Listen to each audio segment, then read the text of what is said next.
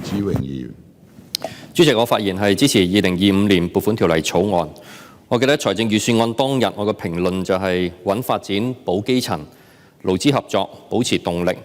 去年24-25年度財政赤字係高達872億，財政儲備呢去到今年嘅3月底呢，就只係剩翻6474億。今年度25-26年度呢，財政赤字預算呢都已經有670億。政府透露咧，政府嘅經營帳目預計要去到26-27年度咧先至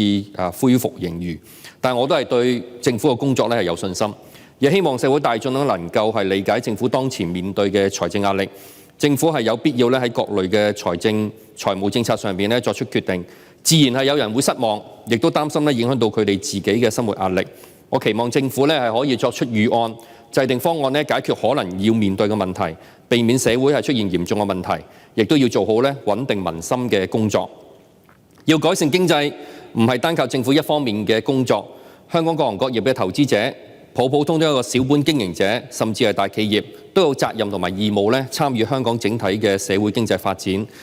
當然，我哋明白到經歷過2020年新冠疫情之後咧，大家嘅信心都未回復，好多投資者咧都係用極審慎嘅方法咧去處理投資，經營方法同埋策略都有好大嘅改變。就連普通市民消費都十分之小心，大家都擔心經濟前景，都係摸住石頭過河呢個心態。面對中美貿易戰多年，美國新總統又上任，又開始新一輪嘅經濟政策，都正影響住香港嘅經營環境。香港都唔能夠獨善其身，香港特區政府都要配合中央嘅政策，香港全體都要團結合作，先至能夠抵禦當前嘅危機。香港嘅經濟唔係冇動力，而係整體信心不足。過去4年人才外流，本地嘅專業人才供應又不足，人口老化又長壽，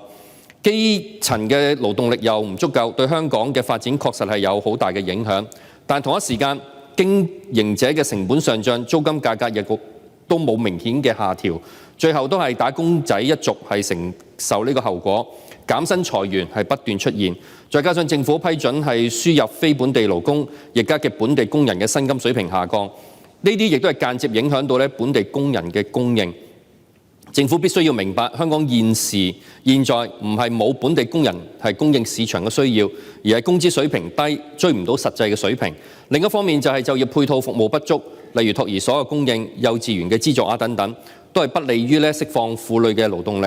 好多母親都寧願自己照顧兒女，希望可以俾多啲關懷同埋愛。呢方面我哋係支持同埋鼓勵嘅，但係同一時間，配套服務不足就係政府間接造成係婦女勞動力不足呢個嘅主因。我想政府睇睇係香港機場管理局喺新大樓中設置嘅托兒中心，唔單止係滿額、供不應求，更加係大量職員係排隊輪候，一位難求。原因為何呢？就係佢租金低，讓到承辦機構有能力經營，收費水平又低，自然吸引到使用者。更重要呢，就係吸引到人才去機場工作。5月1號又到啦，正就係強積金正式取消對沖嘅生效日，僱主又用唔同嘅方法向僱員更改合約，甚至係解僱僱員，呢方面都係不利發展。希望政府係多加留意同埋加強教育宣傳。因此我希望政府喺設計政策嘅時候多方面係考慮研究政策，唔能夠再單一嘅問題設計單一嘅答案去解決呢一個嘅問題。可能嘅情況就係政府解決另一個問題，反而自然解決到長期無法解決嘅問題。我真心希望政府嘅政策局同事唔好再單打獨鬥，唔好再自己關埋門係自尋答案，應該加強同其他政策局同埋部門合作，先至係新時代改革之路嘅正確方向。內地已經走上係進一步全面深化改革嘅步伐，高舉係守正創新。中央近年亦都多次要求香港要改革。夏寶龍喺去年9月份同行政長官李家超會面嘅時候，就直接向特區政府表達要求，講出以鮮明嘅改革理念、實實在在的改革舉措，一件事一件事地找，有力推動特區各項工作取得新進展，展現新氣象。根據統計資料，2022年首份嘅施政報告改革只係出現1次，2023年施政報告嘅改革出現4次，去到2024年施政報告改革一詞就已經出現41次，改革一詞係飆升咗40倍。行政長官更加講出係改革只有進行時，沒有完結時。而根據基本法第107條，香港特別行政區嘅財政預算係以量入為出為原則，力求收支平衡，避免赤字，並且係要與本地生產總值嘅增長係相適應。我我認為今年嘅財政預算案已經走上係改革嘅步伐，包括預早係已經決定公務員同埋其他相關人員今年嘅調薪決定就係凍薪，以及要求各政府部門要加大削減開支係達到2%。我認同係財政司司長去年係強化財政預算案提出嘅財政整合計劃，包括節流啦、善用資源，更重要嘅就係開源作為重點。呢啲方法包括就係第一，嚴格係控制開支，減低對一般市民嘅影響，確保維持高水平嘅公共服務，更要提速發展同埋加快基建嘅設施。第二就係要保持簡單嘅低稅制，避免大幅調升稅率或者引入新稅種。第三就係體現用者自負同埋能者多付呢個原則。但我唔認同呢，今次財政預算案個主調就係節流為主，開源為輔。我認為開源同埋節流都係主，政府係要重新審視各項被動收入同埋主動收入，務求要增加政府嘅收入，做好政府作為資源重新分配嘅角色。我希望政府亦都要好好運用能者多付，去達到開源，增加政府嘅收入。例如，對於大企業嘅稅收，係咪可以再訂立新嘅分級制度，收取額外嘅稅收呢？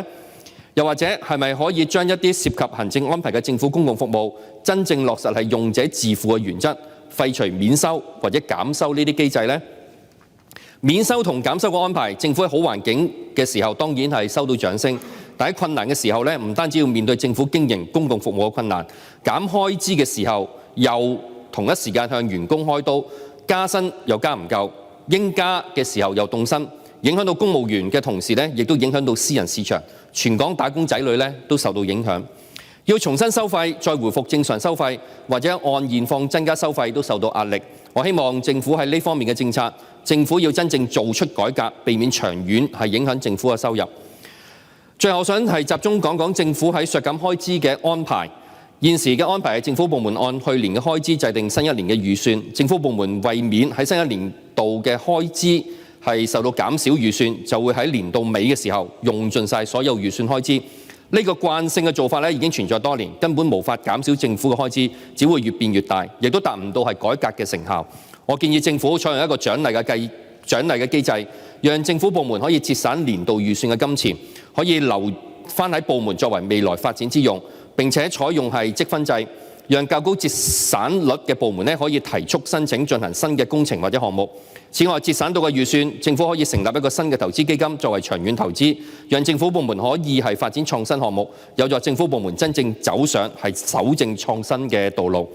投資就係開源嘅方法，政府部門內部可以節省資源，將資源再做投資，真正可以節省係政府開支，又可以為用投資回報進行新項目嘅開支，呢啲就係政府理財要改革嘅新方向。再講，部門要節省開支，唔單止係要靠部門首長嘅領導，更重要嘅就係整個政府部門嘅員工要團結合作，成為共同嘅工作目標。呢個工作亦都可以成為公務員獎勵計劃嘅其中一個嘅獎項。我期望政府係長加研究。主席，我謹此陳辭。